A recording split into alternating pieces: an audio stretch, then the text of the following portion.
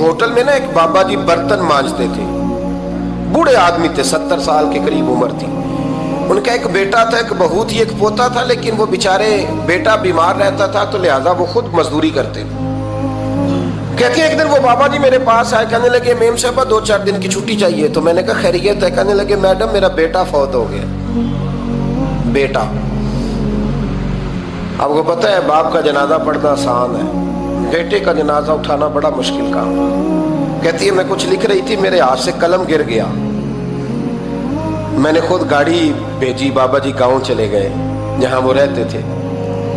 کہتی 2-3 دن کے بعد میں اور میرا شوہر گئے تو رستے میں ہم باتیں کر رہے تھے کہ کیا تعزیت کریں گے. ایک ہی بیٹا تھا، کوئی رشتہ دار بھی نہیں، تو اس کی تو کائنات اجڑ گئی، کن لفظوں سے اسے تعزیت کیا کہیں گے.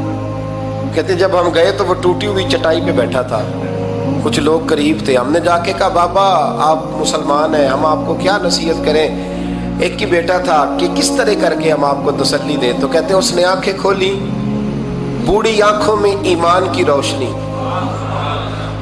کہنے لگا بی بی کیا تعزیت کی بات کرتی ہو، میں نے کوئی پیسے جمع کرا کے بیٹا لیا تھا، خدا نے فضل سے دیا تھا، عدل سے لے گیا ہے.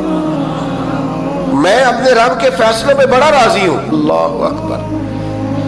وہ خاتون کہتی ہے کہ وہ بابا جی سے میں نے کہا کہ چلو آپ 1 مہینے کی چھٹی کر لے. تو کہنے لگا نہیں میڈم میں مسلمان ہوں، مفت کی روٹی نہیں کھاتا، مزدوری کر کے کھاتا ہوں، میں انشاءاللہ 2-3 دن کے بعد کام پہ آ جاؤں گا.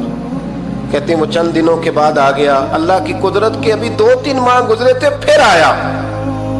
میڈم چھٹی چاہیے کچھ دنوں کی. میں نے کہا خیریت ہے؟ کہنے لگے وہ میری بہو بھی ہارٹ اٹیک سے فوت ہو گئی. کہتے اب میں بھی تڑپ گئی اور عیسائی ہو کہ میری آنکھوں میں آنسو آ گئے. میں نے کہا گھر کا دروازہ بند ہو گیا، اب یہ بیچارہ کیا کرے گا. وہ اپنے شوہر کے غم میں ہارٹ اٹیک سے فوت ہو گئی. کہتے ہم پھر 2-3 دن کے بعد تعزیت کے لیے گئے، پھر ٹوٹی ہوئی چٹائی، بوڑھا نہ اپنی انگلیوں سے زمین پر کچھ بنا رہا.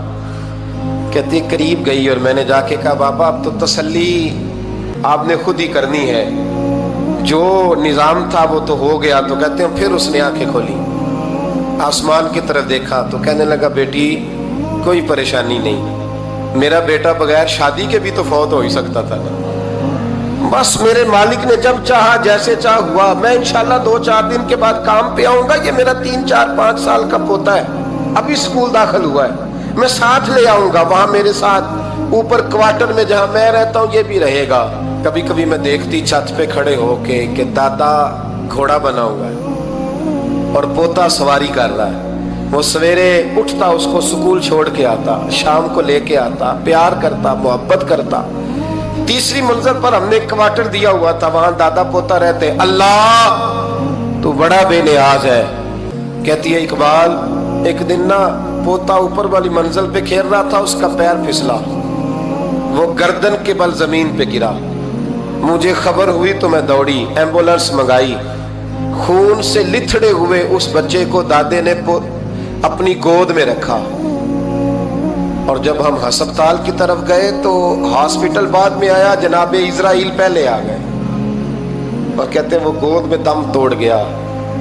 پھر دادے نے اسے اپنے ہاتھوں سے غسل دیا، پھر اس نے اپنے بوڑھے ہاتھوں سے قبر کھودی اور پھر مٹی ڈال کے کہنے لگا انا للہ و انا الیہ راجعون. جے سونا ہی میرے دکھ وچ راضی، جے سونا ہی میرے دکھ وچ راضی. پھر سکھ نو چلے ڈاواں.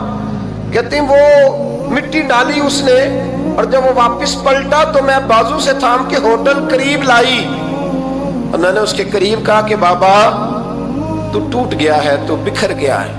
تو کہتے ہیں یوں اس نے ہاتھ رکھے اور یوں آنسو چھٹک دیے.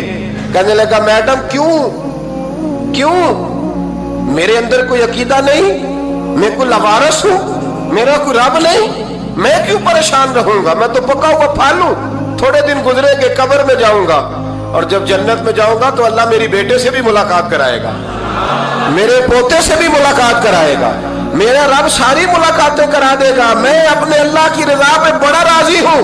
وہ خاتون کہتی ہے میرا اور میرے شوہر کا کلیجہ پھٹنے لگا. میں نے کہا بابا یہ جذبہ کہاں سے ملتا ہے، یہ سکون کہاں سے آتا ہے؟ یہ کیفیت کیسے ملتی ہے؟ مجھے کہنے لگا تو نے لینی ہے؟ میں نے کہا تو کہنے لگا تو بھی گنبد خضرا والے نبی کا کلمہ پڑھ جا، اللہ تجھے سکون عطا کرے۔